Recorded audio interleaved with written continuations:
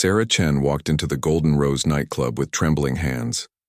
The music was loud, but not loud enough to drown out her racing heartbeat. She had never been inside such an expensive place before. Crystal chandeliers hung from the ceiling, and men in expensive suits sat at tables drinking champagne that cost more than her monthly rent. She was here because of her brother Michael. 3 weeks ago, he had borrowed $50,000 from the wrong people. Now those people wanted their money back, plus interest. When Michael couldn't pay, they took him. The message was clear. Bring the money to the Golden Rose or Michael would disappear forever. Sarah had sold everything she owned. Her car, her grandmother's jewelry, even her college textbooks. But she could only raise $30,000. She hoped it would be enough, or at least enough to buy more time. The club was packed with dangerous-looking men. Some had scars on their faces, others had tattoos crawling up their necks. They all seemed to be watching her as she walked deeper into the club. Sarah felt like a mouse walking into a den of cats. She spotted the man she was supposed to meet sitting in a corner booth. Vincent Kozlov had silver hair and cold blue eyes. He wore a black suit that probably cost more than Sarah made in 6 months. 2 large men sat beside him, their arms crossed over their chests. Sarah approached the table, her legs feeling like jelly. She placed a bag on the table and tried to keep her voice steady. "Mr. Kozlov, I have $30,000. I know it's not the full amount, but I can get the rest. I just need more time." Vincent opened the bag and counted the money slowly. His face showed no emotion. When he finished counting, he looked up at Sarah with those freezing blue eyes. "Your brother owed me $50,000 3 weeks ago. Now he owes me $75,000. The price goes up every day he can't pay." Sarah's heart sank. "Please, I'll get you the money. I just need 2 more weeks. I can work extra shifts, maybe take a loan." "No more loans," Vincent interrupted. "No more time. You're $45,000 short." He leaned back in his chair and studied her face. "But maybe we can work something out." The 2 men beside Vincent smirked, and Sarah felt sick to her stomach. She knew what men like this wanted from women like her. She had heard the stories. Girls who went missing or came back broken and empty. Vincent seemed to read her thoughts. "Don't worry, little bird, I'm not interested in that kind of arrangement." He sipped his drink and continued watching her. "Tell me, what do you do for work?" "I'm a dance teacher," Sarah answered, confused by the question. "I teach ballet and modern dance at a studio downtown." Something flickered in Vincent's eyes. Dance teacher. Interesting. He was quiet for a long moment, then suddenly stood up. "Come with me." Sarah followed him through the club, past tables, full of men who stopped their conversations to stare at her. Vincent led her to a smaller room behind the main club area. This room was quieter with softer lighting and fewer people. "There's someone I want you to meet," Vincent said. He walked over to a table where a young man sat alone, staring into his drink. The man looked up when they approached, and Sarah was surprised by how young he was. He couldn't be much older than her 25 years. "Marcus, this is Sarah," Vincent said to the young man. "Sarah, meet my son Marcus." Marcus Kozlov had his father's blue eyes, but where Vincent's were cold as ice, Marcus's eyes held a sadness that made Sarah's chest tighten. He was handsome in a dangerous way, with dark hair and sharp features. But there was something broken about him, something that made Sarah want to look away and step closer at the same time. "Why are you introducing me to your son?" Sarah asked Vincent, though she kept her eyes on Marcus. "My son has a problem," Vincent explained. 6 months ago, his wife Elena was killed in a car accident. Since then, Marcus has been difficult to manage. He won't eat properly, won't sleep, won't take care of business. He just sits here every night, drinking and remembering." Sarah looked at Marcus again. Now she understood the sadness in his eyes. It was grief, pure and simple, the kind of grief that could destroy a person if they let it. "I still don't understand what this has to do with me," Sarah said. Vincent smiled, but it wasn't a kind smile. "Elena was a dancer, ballet just like you teach. Marcus loved to watch her dance. It was the only thing that made him happy." He paused and looked between Sarah and his son. "I think you could help him remember how to live again." Sarah's blood ran cold. You want me to dance for your son to pay off my brother's debt? Not just dance, Vincent corrected. Elena used to go to social events with Marcus. Charity galas, business dinners, family gatherings. She was his partner in every way. I need someone who can fill that role, at least temporarily. Marcus finally spoke, his voice rough from alcohol and disuse. I don't want a replacement for Elena. You don't have a choice, Vincent snapped at his son. Then he turned back to Sarah. Here's my offer. Spend 6 months as Marcus's companion. Attend events with him, help him get back to normal life. Do this and your brother's debt disappears completely. Sarah's mind raced. 6 months with a grieving Mafia boss's son. It sounded like a nightmare. But the alternative was worse. Michael would die, and she would spend the rest of her life looking over her shoulder. And if I say no? She asked. Vincent's smile disappeared entirely. Then we go back to the original arrangement. $75,000 due tomorrow. And the price goes up every day after that. Sarah looked at Marcus again. He was watching her now, his blue eyes studying her face. There was something almost desperate in his gaze, like a drowning man reaching for a rope. Despite everything, Sarah felt sorry for him. She knew what it was like to lose someone you loved. If I agree, Sarah said slowly, I want to see my brother first. I want proof that he's alive and safe. Vincent nodded. Fair enough. Marcus will take you to see him tomorrow. Consider it your first official duty. Sarah took a deep breath and made the decision that would change everything. All right, I'll do it. 6 months. Vincent's cold smile returned. Excellent, welcome to the family, Sarah Chen. The next morning, Sarah woke up in her small apartment wondering if the previous night had been a terrible dream. But the business card on her nightstand proved it was real. Marcus Kozlov would pick her up at noon to see Michael. Sarah spent the morning trying to figure out what to wear to meet a Mafia boss's son. She settled on a simple black dress and ballet flats. At exactly 12 o'clock, there was a knock on her door. Marcus stood in her hallway looking completely different than he had the night before. He had shaved and his hair was neat. He wore dark jeans and a white button-down shirt that made his blue eyes even more striking. But the sadness was still there, hiding behind his polite smile. Ready? He asked, his voice much clearer than it had been at the club. They drove through the city in a black BMW that probably cost more than Sarah's apartment. Marcus didn't talk much during the drive, but Sarah could feel him watching her when he thought she wasn't looking. Where are we going? Sarah finally asked. My father owns a warehouse on the south side, Marcus replied. Your brother is being kept there. He's safe, he added quickly when he saw Sarah's expression. My father doesn't hurt people unless they give him a reason. The warehouse was huge and surrounded by a tall fence. Marcus parked near a side entrance and led Sarah inside. The building was mostly empty except for some offices in the back. They walked down a long hallway until Marcus stopped at a door and knocked. Come in, came a voice from inside. Sarah's heart jumped when she saw Michael sitting at a small table, playing cards with 2 men. He looked tired but unhurt. When he saw her, he jumped up and pulled her into a hug.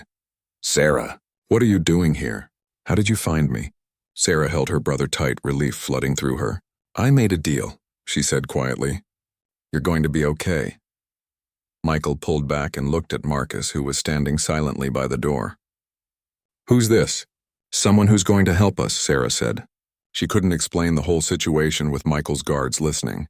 I'll tell you everything later. They only had a few minutes to talk before Marcus said they had to go. Sarah hugged Michael again and promised she would see him soon. On the drive back, Marcus was quiet again until Sarah couldn't stand it anymore. Why did you agree to this? She asked. Your father said you didn't want a replacement for your wife. Marcus was silent for so long that Sarah thought he wasn't going to answer. Finally, he spoke without taking his eyes off the road. Because I don't want to be who I've become, he said. 6 months ago, I was a different person. I had plans, dreams, a future. Now I can barely get out of bed in the morning. He glanced at her briefly. Maybe having someone around who knew Elena's world will help me remember who I used to be. You said Elena was a dancer? Marcus nodded. She was beautiful when she danced. It was like watching magic. His voice got softer. We met at a charity gala. She was performing with the city ballet company. I watched her dance and knew I had to meet her. Sarah could hear the love in his voice when he talked about Elena. It made her chest tight with sympathy and something else she didn't want to name. What was she like? Sarah asked. Marcus smiled for the first time since she'd met him. It transformed his whole face, making him look younger and less dangerous. She was kind, really kind, not just polite. She volunteered at the children's hospital, teaching dance to sick kids. She made me want to be better than I was. The smile faded. She didn't know about my family's business when we met. By the time she found out, she was already in love with me. How did she handle learning the truth? She hated it, Marcus said honestly. But she loved me more than she hated what my family did. She made me promise that when my father retired, I would take the business in a different direction. Legal direction. They pulled up in front of Sarah's apartment building. Marcus turned off the engine but didn't get out. I need to ask you something, he said. Tomorrow night there's a business dinner. Important people will be there. I need you to come with me. Sarah's stomach dropped. What kind of business dinner? The legal kind, mostly. My father has been trying to move into legitimate businesses, real estate, restaurants, import companies, but some of his old associates will be there too. Marcus looked at her seriously. I won't lie to you, Sarah. Being seen with me puts you in danger. There are people who would hurt you to get to my family. Sarah thought about Michael, still trapped in that warehouse. She thought about the debt that would follow her for the rest of her life if she backed out now. What do I need to do? Just be yourself. Be my date for the evening. Let people see that I'm functioning again. Marcus hesitated. And maybe, if you're comfortable with it, we could dance. Elena and I always danced at these events. People will expect it. Sarah nodded slowly. I can do that. Marcus looked relieved. Thank you. I'll pick you up at 7. Dress formal. It's at the Riverside Hotel. After Marcus left, Sarah called her best friend Jenny to explain that she would be away for a while. She couldn't tell Jenny the truth, so she made up a story about a special teaching opportunity out of state. That evening, Sarah went shopping for a formal dress with money Marcus had given her. She found a navy blue gown that was elegant but not too revealing. As she looked at herself in the dressing room mirror, she wondered what she was getting herself into. The next night, Marcus arrived exactly on time wearing a black tuxedo that made him look like he belonged in a magazine. Sarah had spent 2 hours getting ready, and from the way Marcus's eyes widened when he saw her, the effort had been worth it. You look beautiful, he said softly. The Riverside Hotel was the most expensive place in the city. Sarah had never been inside before, but she tried to act like she belonged there. Marcus kept his hand on the small of her back as they walked through the lobby, and Sarah was surprised by how safe it made her feel. The dinner was being held in a private ballroom. There were about 50 people there, all dressed in expensive clothes and jewelry that probably cost more than Sarah made in a year. Marcus introduced her to person after person, and Sarah tried to remember all their names. Sarah is a dance teacher, Marcus would say, and people would nod politely and ask questions about her work. Some of them seemed genuinely interested, while others clearly didn't think she belonged there. During dinner, Sarah sat next to Marcus at a table with several other couples. The conversation was mostly about business deals and politics. Sarah tried to follow along, but it was clear that some of the business being discussed wasn't entirely legal. After dinner, a small orchestra began playing and couples started moving to the dance floor. Sarah watched Marcus's face grow tense as other couples began to dance. We don't have to, Sarah said quietly. Marcus looked at her, and she saw him struggling with something internal. Finally, he stood and offered her his hand. Elena would want me to dance again, he said. They walked onto the dance floor together, and Sarah was surprised by how naturally Marcus moved. He was a good dancer, smooth and confident. As they moved together to the music, Sarah forgot about the dangerous people around them and the complicated situation she was in. For a few minutes, it was just 2 people dancing. But then Sarah noticed something that made her blood run cold. At a table near the edge of the dance floor, a man in a gray suit was watching them with intense interest. There was something familiar about him, but she couldn't place where she had seen him before. Marcus noticed her distraction and followed her gaze. When he saw the man watching them, his whole body went rigid. We need to leave, he said quietly in her ear. Now. Marcus guided Sarah off the dance floor, trying to look casual while moving as quickly as possible. But before they could reach the exit, the man in the gray suit stepped in front of them. Marcus Kozlov, the man said with a thick Russian accent. You look much better than the last time I saw you. Sarah could feel the tension radiating from Marcus as he forced a smile. Dmitri, I didn't know you were in town. Dmitri Volkov was tall and thin with pale eyes that reminded Sarah of a snake. When he smiled, she could see gold teeth glinting in his mouth. Everything about him made her want to run. Your father didn't tell you I was coming, Dmitri asked, though his tone suggested he already knew the answer. We have business to discuss, the kind of business that can't wait. Not tonight, Marcus said firmly. We were just leaving. Dmitri's eyes moved to Sarah, looking her up and down in a way that made her skin crawl. And who is this lovely creature? She's not Elena. Sarah saw Marcus's hands clench into fists. This is Sarah Chen, she's with me. Yes, I can see that, Dmitri said with an unpleasant laugh. Tell me, Miss Chen, do you know what happened to the last woman who was with Marcus Kozlov? Marcus stepped closer to Dmitri, his voice low and dangerous. Careful, Dmitri. But Dmitri wasn't finished. He leaned toward Sarah with that terrible smile. She died in a very unfortunate car accident. Brakes failed on a mountain road. Very tragic. He paused for effect. Of course, brakes don't usually fail on their own. Sarah felt the blood drain from her face. Was Dmitri saying that Elena's death wasn't an accident? She looked at Marcus and saw something that terrified her. He didn't look surprised by what Dmitri had said. We're leaving, Marcus said, taking Sarah's arm. Of course you are, Dmitri called after them.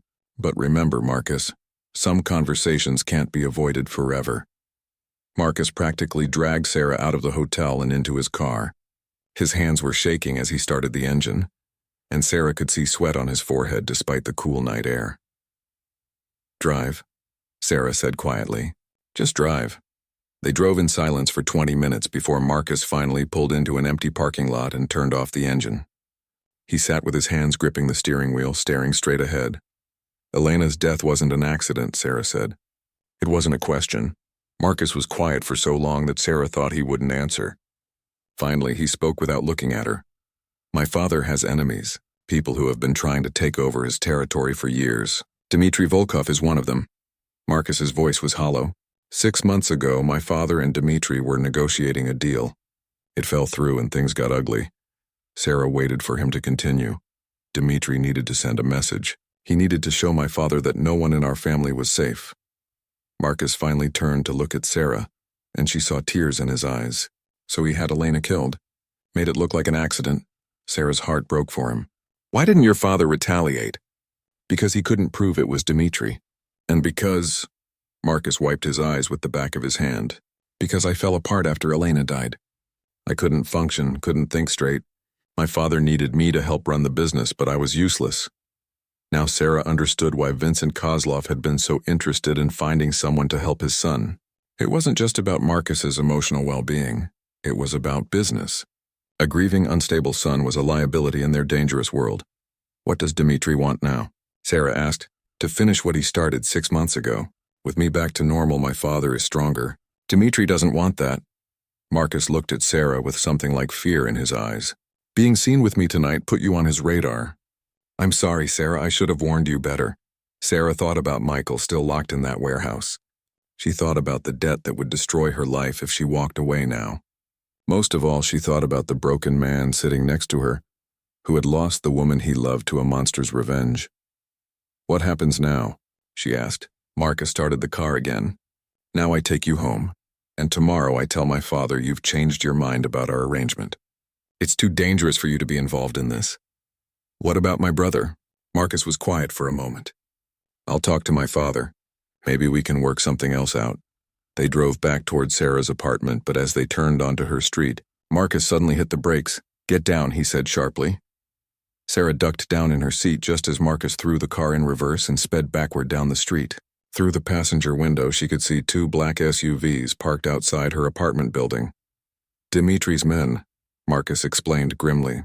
They work fast. Where are we going? Somewhere safe. I need to call my father. Marcus drove to a small motel on the outskirts of town. He paid for a room with cash and led Sarah inside. The room was clean but basic. 1 bed, a small table, and a TV that looked like it was from the 1990s. Marcus immediately pulled out his phone and dialed.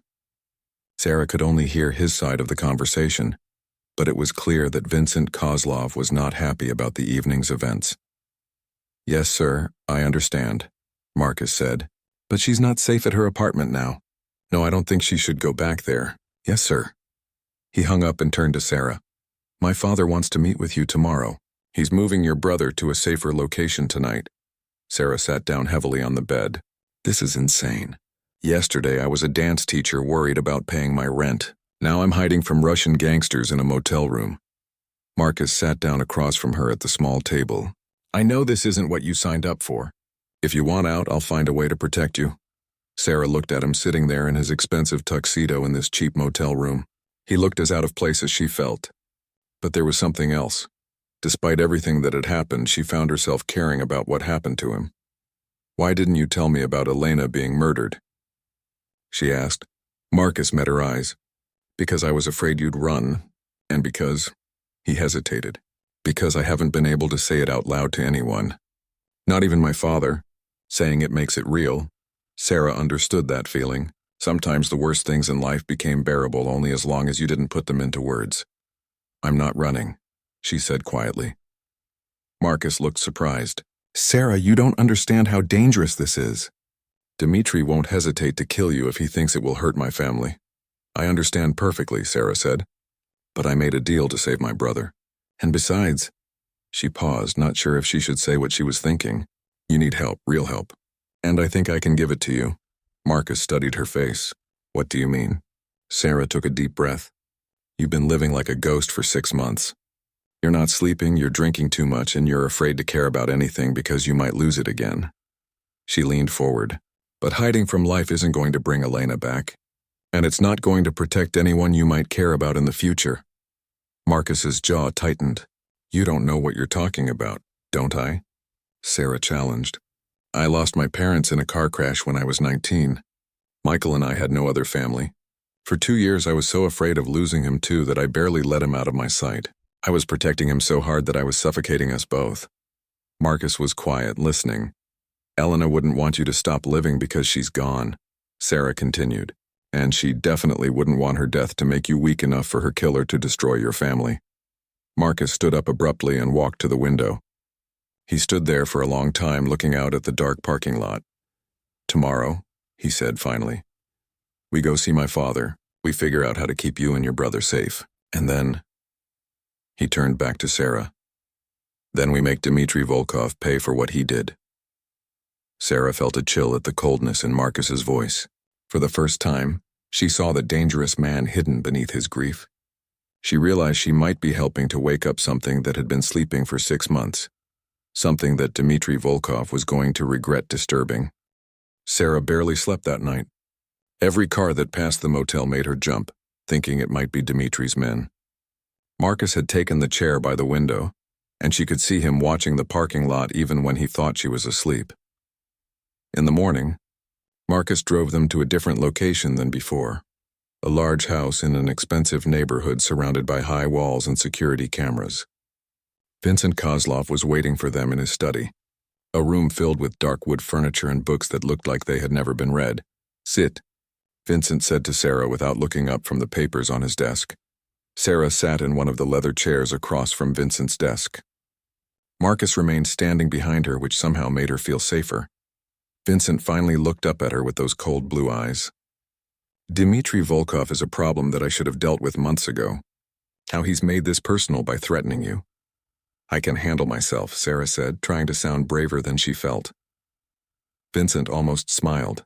"I'm sure you think you can, but Dmitri has been killing people longer than you've been alive." He leaned back in his chair. "However, the situation has given me an idea." Marcus moved closer to his father's desk. "What kind of idea?" "Dmitri expects me to hide you away, Marcus. He expects me to protect you the way I failed to protect Elena." Vincent's voice was cold and calculating. "Instead, we're going to do the opposite." Sarah didn't like the sound of this. "What does that mean?" Vincent stood and walked to the window overlooking his garden. "There's going to be a charity auction next weekend at the Metropolitan Museum. Very public, very high profile. All the important families will be there, including Dmitri's people." "You want us to go?" Marcus asked, disbelief in his voice. I want you to make a grand entrance, Vincent said. I want everyone to see that my son is back to his old self. Strong, confident, unafraid. He turned back to them. And I want them to see that he's moved on from his grief. Sarah felt sick to her stomach. You want us to pretend that Marcus has gotten over Elena's death? Vincent's eyes narrowed. I want my enemies to believe that their psychological warfare has failed. That killing Elena didn't break my son like they hoped. Marcus was quiet for a long moment. Sarah could see him struggling with the idea of appearing publicly with another woman so soon after Elena's death. What's the real plan? Marcus finally asked. Vincent smiled, and it wasn't a pleasant expression. The real plan is to give Dmitri enough confidence to make a mistake. If he thinks you're emotionally stable and back in the business, he'll feel pressured to act quickly. Desperate men make errors. Sarah was beginning to understand. You're using us as bait. Exactly, Vincent said. Dmitri will try to eliminate the threat he thinks you represent to his plans. When he does, we'll be ready for him. Marcus shook his head. This is too dangerous for Sarah. She's not trained for this kind of thing. Which is exactly why it will work, Vincent replied. Dmitri won't see her as a threat. He'll underestimate her just like everyone else will. Sarah thought about this for a moment. The plan was terrifying, but it also made sense. If they could trick Dmitri into revealing himself, they might be able to end the threat once and for all. What about my brother? Sarah asked. Vincent nodded to Marcus, who pulled out his phone and made a call. A few minutes later, he handed the phone to Sarah. Sarah? Michael's voice came through clearly. Are you okay? These guys moved me to some kind of safe house last night. I'm fine, Sarah said, relief flooding through her. Are they treating you well? Yeah, actually. Better than I deserve considering the trouble I caused. Michael paused. Sarah, what's really going on? Who are these people? Sarah looked at Vincent and Marcus. I'll explain everything soon. Just stay safe, okay? After she hung up, Vincent outlined the rest of the plan. Sarah and Marcus would attend the auction as a couple. They would be visible, social, and appear completely unworried about any threats. Vincent's security team would be watching from a distance, ready to act when Dmitri made his move. There's one more thing, Vincent said. You'll need to sell the performance completely. Everyone there knows how much Marcus loved Elena. If they don't believe he's truly moved on, the plan won't work. Sarah understood what he was saying. She and Marcus would have to act like a real couple. Touching, dancing, looking at each other like they were in love. The thought made her stomach flutter in a way that had nothing to do with fear. Over the next few days, Sarah stayed at the Kozlov house while security swept her apartment and made sure it was safe. She spent time with Marcus, learning about his world and helping him prepare for the public performance they would have to give. Marcus told her stories about Elena, and Sarah found herself genuinely liking the woman she had never met. Elena sounded kind, funny, and completely devoted to Marcus. It made Sarah's role feel even more complicated. She had this laugh, Marcus said one evening as they sat in the garden. It was so loud and unexpected. The first time I heard it, I was giving a speech at a business dinner. Very serious topic, and suddenly I heard this ridiculous giggle from the back of the room. Sarah smiled. She was laughing at your speech? She was laughing at something her friend had whispered to her, but I thought she was laughing at me. I was so offended that I sought her out after my speech to demand an apology. And? Marcus's eyes got that faraway look they always did when he talked about Elena. And she laughed even harder when I told her why I was upset. But then she apologized so sweetly that I forgot why I had been angry. Sarah felt a pang of something that might have been jealousy, which confused her. She barely knew Marcus, and he was clearly still in love with his dead wife. The night before the auction, Marcus found Sarah in the library, practicing her posture and movement. Vincent had insisted she looked like she belonged in high society, so she was working on walking and sitting like the wealthy women she had observed. You don't have to change who you are, Marcus said from the doorway. Sarah turned around, startled. Your father said I needed to fit in. Marcus walked into the room and sat down across from her. My father says a lot of things. But the reason this plan might work is because you're not like the women in our world. You're real. What does that mean? Marcus thought for a moment. The women at these events, they're all playing roles. Trophy wives, social climbers, business partners. But you're just yourself. It's refreshing. Sarah felt her cheeks get warm. I'm terrified I'll say the wrong thing and blow the whole plan. You won't, Marcus said with certainty. Just be Sarah the dance teacher who cares about her brother. and isn't afraid to stand up to dangerous men. That's exactly who I need you to be." They sat in comfortable silence for a few minutes before Sarah asked the question that had been bothering her. "Are you okay with this? Pretending to have moved on from Elena?" Marcus was quiet for so long that Sarah thought she had overstepped. Finally, he spoke. "Elena used to say that love wasn't about holding on to someone forever. It was about loving them completely while you had them." He looked at Sarah. "She wouldn't want me to spend the rest of my life mourning her, and she definitely wouldn't want her death to be the weapon that destroys my family." Sarah nodded, understanding. Marcus stood up to leave, but then turned back. "Sarah, tomorrow night when we're pretending to be a couple, it won't all be pretending, at least not for me." He left the room before Sarah could respond, leaving her alone with a racing heart and 1,000 questions she didn't know how to answer. The Metropolitan Museum was transformed for the charity auction. Red carpet lined the entrance, and photographers captured every arriving guest. Sarah had never seen so much wealth and power in one place. She wore a stunning red dress that Vincent had chosen for her. Elegant but eye-catching, expensive but not flashy. Marcus looked incredible in his black tuxedo, and when he offered her his arm at the entrance, Sarah felt like they were walking into a movie. The photographers immediately focused on them. Sarah could hear whispers from the crowd as they recognized Marcus. She caught fragments of conversations. "First time out since Elena died. Who is the woman? Looks like he's finally moving on." Inside the museum, the main hall had been converted into an auction space with a stage at one end and tables throughout. Priceless artwork hung on the walls, and waiters moved through the crowd serving champagne and appetizers that probably cost more than Sarah's monthly grocery budget. Marcus guided her through the room, introducing her to person after person. Sarah tried to remember all the names and faces, knowing that some of these people were likely allies, while others might be enemies. "Sarah Chen," Marcus would say. "She's a dance instructor. We met at a gallery opening last month." The story was simple but believable. Sarah found herself settling into the role, smiling and making small talk about art and culture. She was surprised by how naturally the conversations flowed. About an hour into the event, Sarah spotted Dmitry Volkov across the room. He was standing with 3 other men, all of them watching Marcus and Sarah with obvious interest. When Dmitry caught her looking, he raised his champagne glass in a mock toast. "He's here," Sarah whispered to Marcus. Marcus followed her gaze and nodded. "Good. Let's give him something to see." The auction began shortly after that, with items ranging from rare paintings to luxury vacations. Sarah was amazed by how casually people bid tens of thousands of dollars on things they didn't really need. When a weekend in Paris came up for auction, Marcus suddenly raised his hand. 50,000, he called out. The auctioneer smiled. 50,000 from Mr. Kozlov. Do I hear 60? Another bidder raised the price to 60,000. Marcus immediately countered with 75,000. What are you doing? Sarah whispered.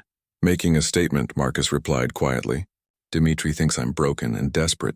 A man planning a romantic weekend in Paris doesn't sound very broken. Marcus won the auction at $90,000. As the crowd applauded, he turned to Sarah and kissed her cheek. Congratulations on our trip to Paris, he said loud enough for nearby tables to hear. Sarah felt her face flush, but she smiled and played along.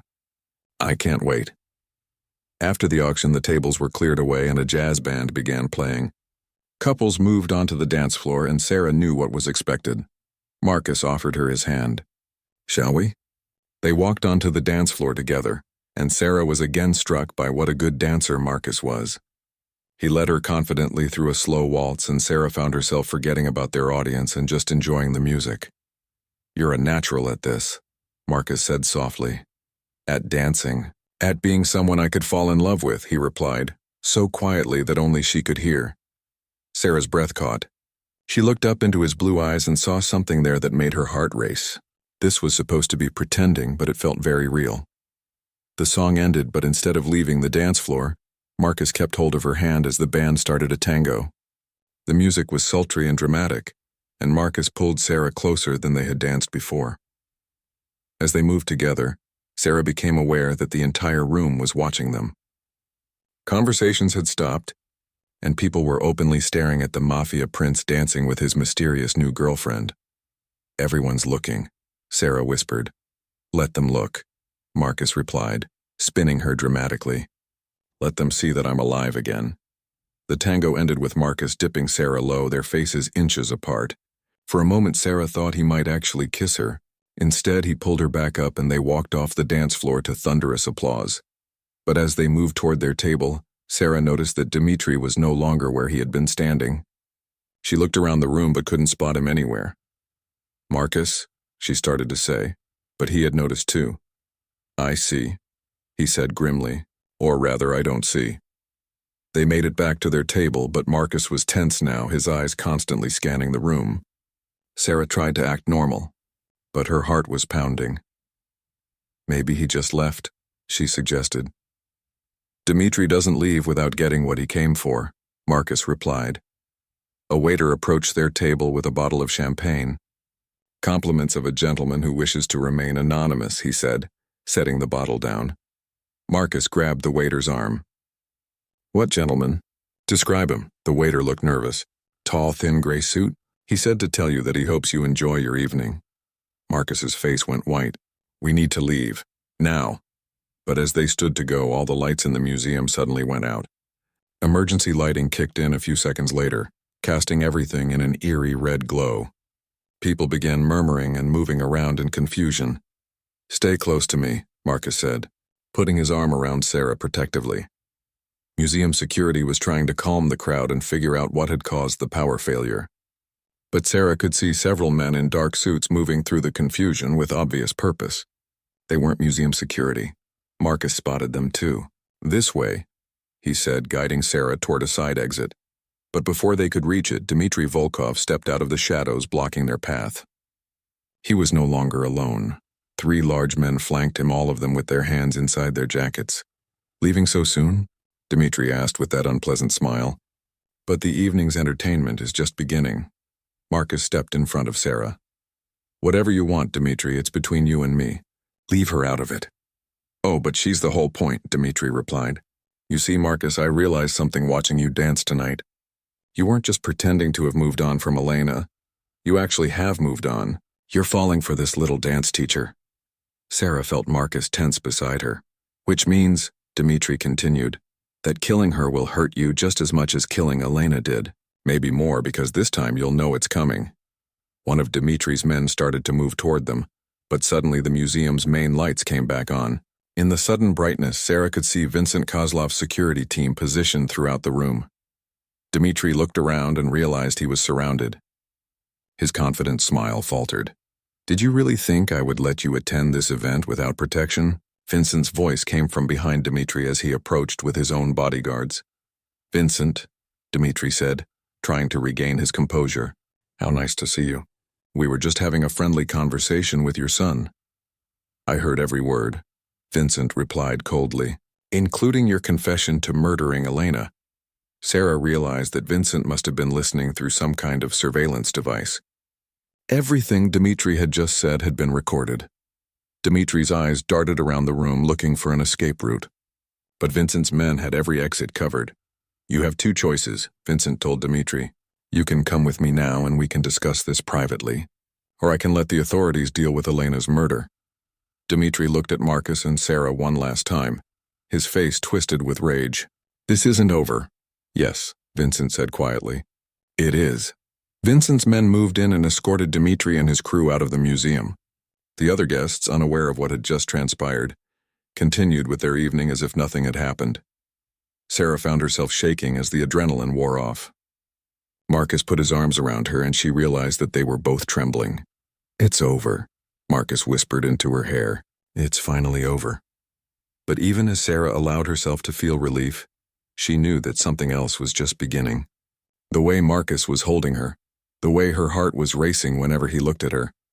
This was no longer just about saving her brother or fulfilling a contract. This was real, and it was terrifying in a completely different way. 3 weeks after the museum incident, Sarah was finally able to return to her normal life. Michael was safe, the debt was cleared, and Dmitri Volkov was no longer a threat. Vincent had made sure of that through methods Sarah preferred not to think about too deeply.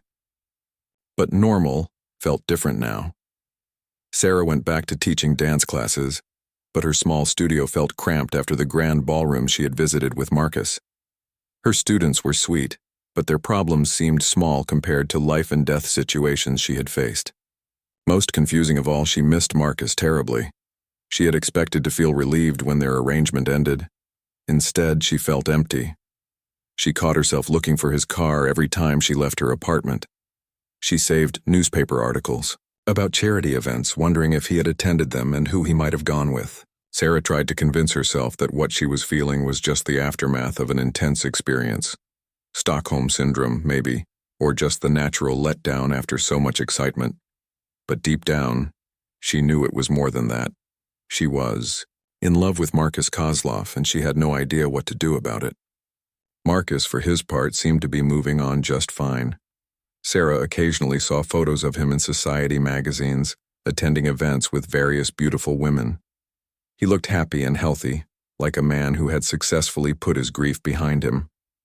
One evening, about a month after everything ended, Sarah was leaving the studio after her last class when she found Marcus waiting by her car. Her heart jumped at the sight of him, looking handsome and a little nervous in his expensive suit. "Hi," he said simply. "Hi," Sarah replied, trying to keep her voice steady. They stood there for a moment in awkward silence before Marcus spoke again. "I've been thinking about what you said that night in the motel room. About Elena not wanting me to stop living." Sarah waited for him to continue. "The thing is, I did stop living after she died. For 6 months I was just going through the motions, waiting for something to make sense again." Marcus stepped closer to her. "And then I met you." Sarah's heart was racing now. "Marcus, I know our whole relationship started as a business arrangement.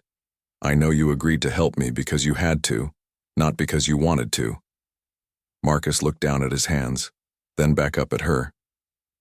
"But somewhere along the way, it became real for me. You became real for me."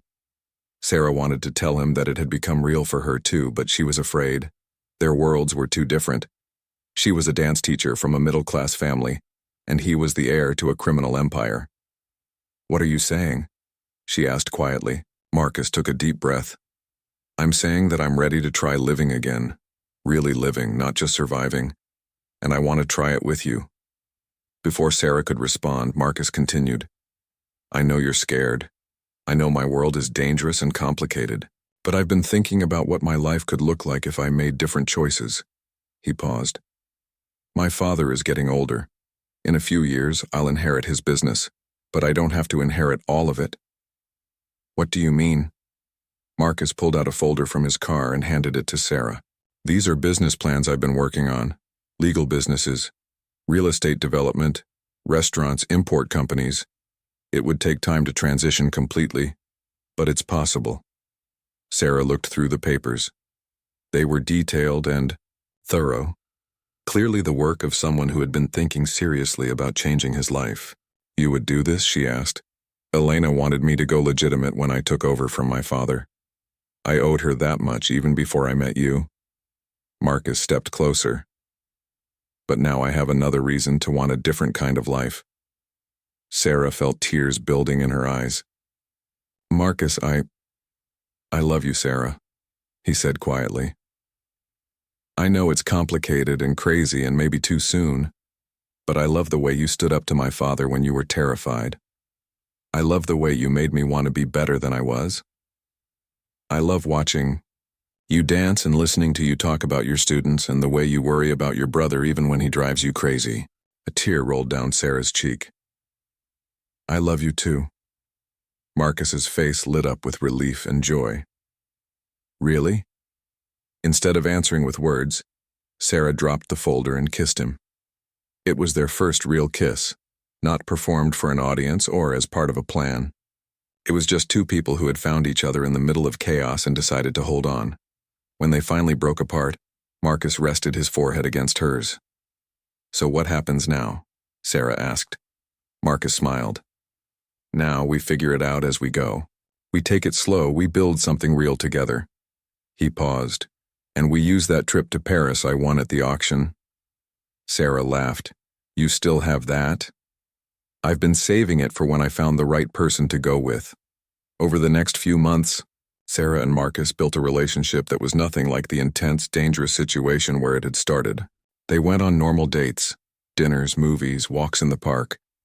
Marcus met Michael properly and won him over by offering him a job at one of his legitimate businesses.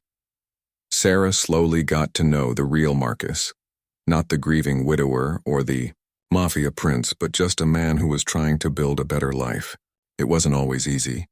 There were still people in Marcus's world who didn't approve of his relationship with an outsider.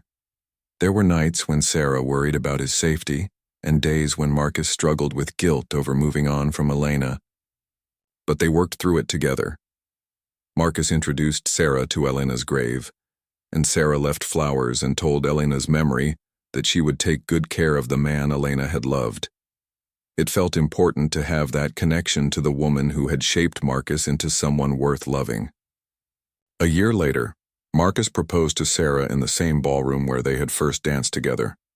By then, he had successfully transitioned most of his business interests to legal enterprises. Vincent, surprisingly, had supported the changes, saying he was ready to enjoy retirement without worrying about law enforcement. Sarah said yes, of course. She had learned that love was worth fighting for, even when it came wrapped up in danger and complications. Their wedding was held in the garden of the Kozlov house, with both sides of their very different families in attendance. Michael walked Sarah down the aisle, and Vincent gave a toast about how sometimes the best things come from the most unexpected circumstances. As Sarah and Marcus shared their first dance as husband and wife, she remembered that night at the museum, when he had whispered that he was falling for someone who wasn't pretending to be anything but herself. She had kept that promise. Through everything that had happened, she had remained Sarah the dance teacher who cared about her family and wasn't afraid to stand up for what was right. And somehow, that had been exactly what Marcus needed. The music played, and they danced together surrounded by the people they loved, no longer performing for an audience or following someone else's plan. They were just two people who had found each other in the darkness and chosen to build something beautiful together. And for the first time in longer than either of them could remember, the future looked full of hope instead of fear.